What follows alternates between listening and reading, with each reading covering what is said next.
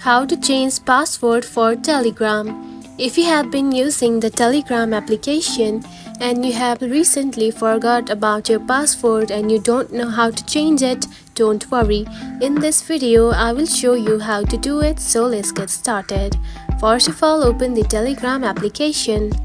Just like this. After opening it, you will find something like this on your home screen. Now tap on to settings at the bottom right here. Select it.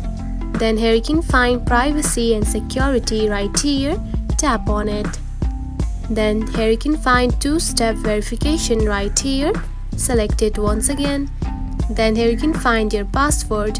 Now to change password, tap on to forgot password right here. Select it.